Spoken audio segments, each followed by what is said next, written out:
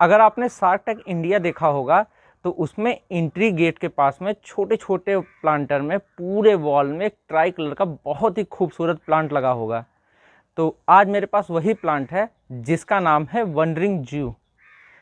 ये plant कॉमेलियासीस family का plant है, जिस फैमिली में ये टर्टल वाइन और ये पर्पल हार्ट और ये कैलिसिया फ्रेगनेंस यानी कि बास्केट प्लांट आता है। तो इन तीनों में एक सबसे कॉमन बात होती है एरियल रूट की, और ये अपने नोड से ही प्रोपोगेट हो जाते हैं। तो ये भी बाकी प्लांट की तरह अपनी फैमिली में ये फ्लावरिंग प्लांट है, लेकिन जो इस फैमिली के प्लांट होते हैं अपने फ्लावर के लिए नहीं, अपने पत्तियों की फॉइलेज के लिए मशहूर होते हैं। वैसे इसे सिल्वर इंच प्लांट भी कहा जाता है। वैसे ये क्रीपिंग इंच प्लांट है जो टर्टल वाइन है, तो आप दोनों के नाम पे कभी कंफ्यूज ना हो। तो ये क्रीपिंग इंच वाइन और ये इंच प्लांट, तो मैक्सिमम इसी को इंच प्लांट कहते हैं। अगर आपको डिफ्रेंशिएट करना है तो इसे सिल्वर इंच प्लांट कहेंगे। वैसे जो कॉमेलियासीस फैमिली के मेरे पास ये चार के चारों प्लांट हैं, ये चारों हैंगिंग बास्केट के लिए बहुत ही परफेक्ट होते हैं।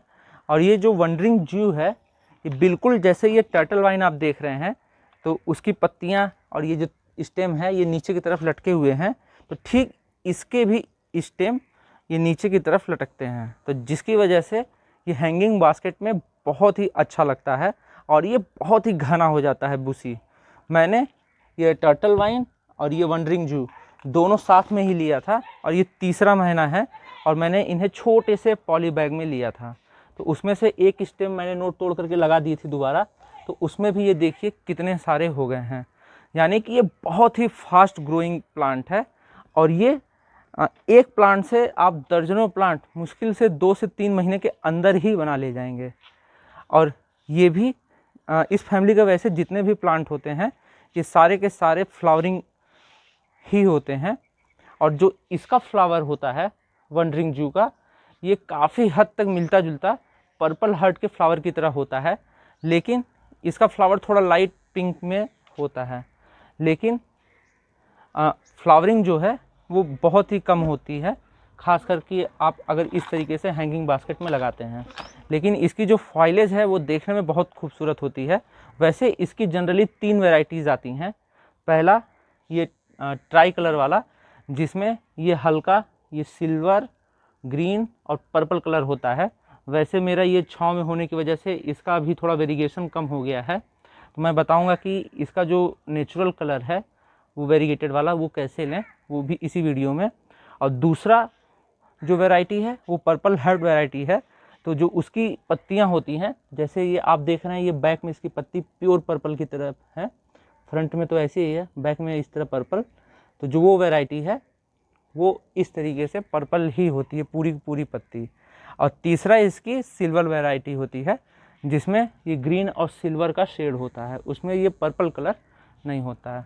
तो देखने में तीनों ही बहुत ही खूबसूरत लगते हैं, लेकिन सबसे कॉमन यही वैरायटी है, और ये नर्सरी में आपको बहुत आसानी से मिल जाएगी।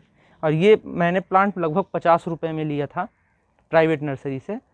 और लेकिन अगर आपको किसी भी दोस्त या फिर कहीं पे भी ये प्लांट मिल जाए, दोस्त के घर पे या फिर कहीं और पे, तो आप इसे आसानी से बस इसकी एक स्टेम ले आएँ, और वहाँ ले आने के बाद आप इसे मिट्टी में गाड़ दें, या फिर आप इसे वाटर प्रोपोगेट भी कर सकते हैं। तो ये प्लांट बहुत ही आसानी से लग जाता है। तो इस फैमिली के प्लांट की एक बहुत ही अच्छी खासियत होती है कि ये प्रोपोगेट कटिंग से बहुत ही ईजिली हो जाते हैं, और इनकी कटिंग विदिन 4 से 5 दिन के अंदर में ही लग जाती है। अब इस प्लांट की कुछ बेसिक केयर की बात कर लेते हैं। तो उसमें सबसे पहला आता है लाइटिंग रिक्वायरमेंट। तो इस प्लांट को ब्राइट इनडायरेक्ट लाइट चाहिए होती है, और अगर आप इसे आउटडोर में रख रहे हैं तो ऐसी जगह रखें जहाँ पे इसमें दोपहर की तेज़ धूप ना पड़े। तो आप किसी पेड़ की शेड में या फिर हैंगिंग बास्केट में लगाते हैं तो आप ध्यान दें कि इसमें दोपहर की डायरेक्ट लाइट इसमें ना पड़े। वहीं इंडोर में अगर इस प्लांट को लगाते हैं तो इसे खिड़की के पास में ही रखें, ताकि इसे ब्राइट लाइट मिल सके। क्योंकि अगर बहुत ज़्यादा अंधेरे में रख देंगे तो इसका जो वेरिएशन है, जैसे मैंने इसे बहुत ही धूप इसमें बिल्कुल नहीं पड़ रही थी, तो इसका जो वेरिगेशन है बहुत हल्का हो जाता है। तो अगर आपको इसका वेरिगेशन चाहिए और जिससे ये बहुत ही ब्यूटीफुल लगे, तो आप इसे ब्राइट लाइट दें, इनडायरेक्ट लाइट, यानी कि इसे छांव वाला एरिया या फिर खिड़की के पास में ही रखें। अब बात करते हैं इसकी मिट्टी की। तो सॉइल ऐसी रहे जो वेल ड्रेन रहे, लेकिन थोड़ा इसमें मॉइस्चर होल्ड कर सके। तो मैंने तो इस प्लांट में 60% मिट्टी, 20% कंपोस्ट और 20% सैंड मिलाया है।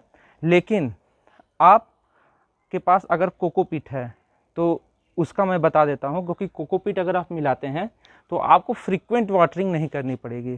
तो इस तरीके से आप लगभग हफ्ते में एक बार इसमें वाटरिंग कर देंगे तो सफिशियंट होगा।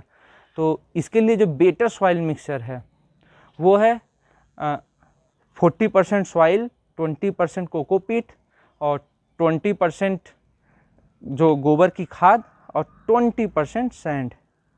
तो आप चाहे तो सॉइल मिक्सचर थोड़ा ऊपर नीचे कर सकते हैं। मेरे पास कोकोपीट नहीं था तो मैंने तो नॉर्मल मिट्टी में ही लगाया और ये उसमें ही बहुत अच्छी तरीके से चल रहा है। अब बात करते हैं वाटरिंग की।